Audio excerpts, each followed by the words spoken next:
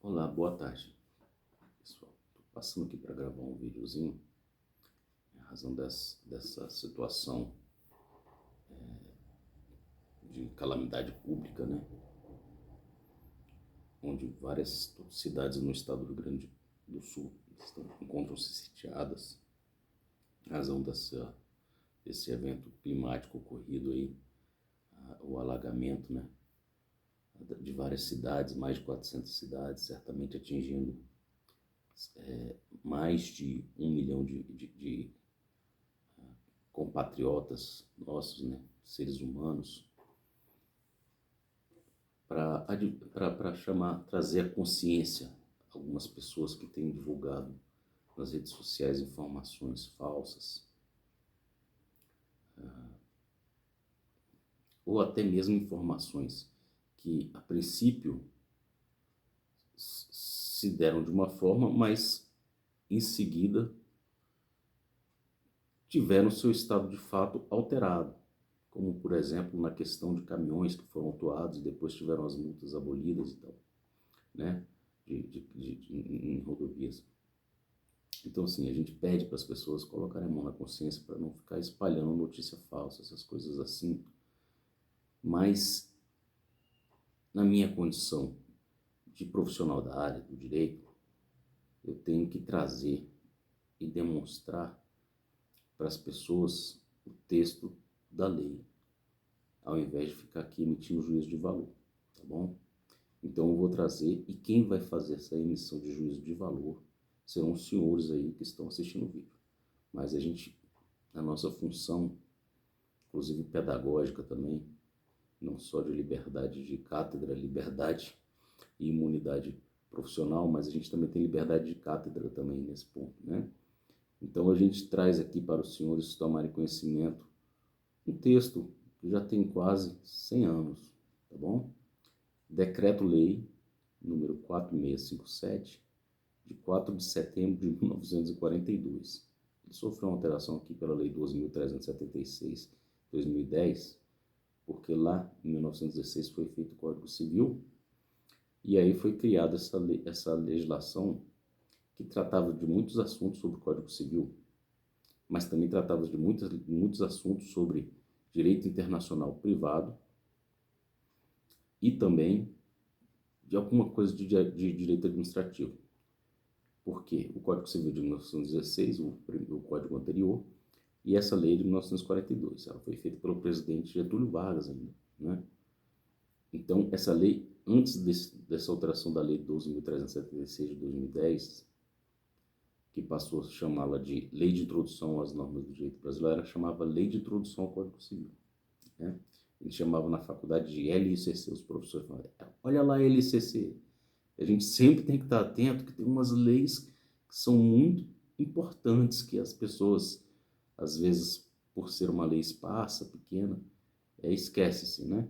Então vamos fazer aqui a leitura do artigo 3º dessa lei aqui, ó. O que ele fala o artigo 3º, tá bom? Os senhores que vão fazer seu juízo de valor aí, e eu vou só falar sobre essa lei.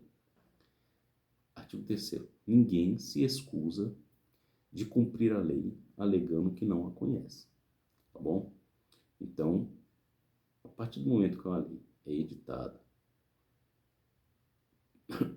perdão, promulgada, né?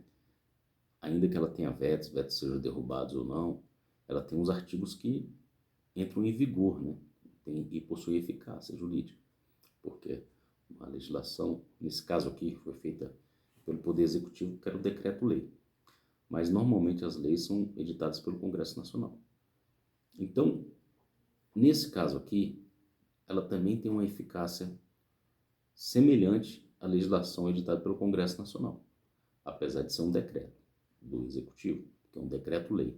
É um regime de exceção da época, né? Não vamos debater aqui os aspectos históricos. Mas aí eu tenho que trazer também à memória dos senhores outro decreto-lei, ou seja, também um ato do Executivo, mas que foi alterado inclusive recentemente pelo próprio Congresso Nacional, apesar de que eu também defendo essa ideia de que o nosso Código Penal está um pouco caduco, né? apesar de ter sofrido alterações, modernizações, mas ele é um código octogenário também, né? Então vamos ler aqui o que dispõe o Decreto-Lei Federal 2848 de 1940, conhecido vulgarmente como Código Penal Brasileiro, né? Então o que ele fala aqui? A respeito de um tipo chamado crime de intimidação sistemática. Ele fala aqui, ó, vou ler até uma postagem que a gente fez lá no nosso Instagram, do escritório lá, algum tempo atrás, na época que foi alterada, inclusive, essa legislação. Vejam, é uma lei federal editada pelo Congresso Nacional, ok? Então, também em pleno vigor, tá? Constitui violação do mandamento proibitivo esculpido no artigo 146-A do Decreto-Lei Federal 2848 de 1940, com alterações introduzidas pela Lei Federal 14.811 de 2024 agora, sujeito à reclusão de 2 a 4 anos e multa. E aí, claro, muita gente fala, réu primário, não vai nem para o regime fechado, mas tudo isso vai se somando, né, com outros crimes, apesar do princípio da construção. O direito penal é bem vasto, complexo, mas ele também tem as suas, digamos, pechas na ficha do cidadão, né? Então vamos lá. E multa. Então, o que constitui essa violação ao mandamento proibitivo que sujeita a reclusão e a multa?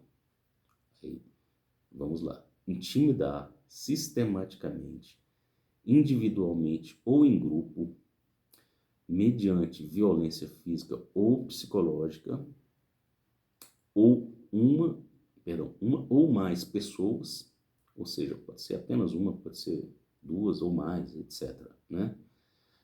De modo intencional e repetitivo, sem motivação evidente, por meio de atos de intimidação, de humilhação ou de discriminação, ou de ações verbais, morais, sexuais, sociais, psicológicas, físicas, materiais ou virtuais, que as pessoas pensam que o mundo virtual está fora da descolada da realidade. Não está descolado. O direito sempre, né, observou isso lá, tanto é que temos a lei do software, né, a lei da década de 90, salvo engano, de 97, por aí, 9278, se não me engano, a lei.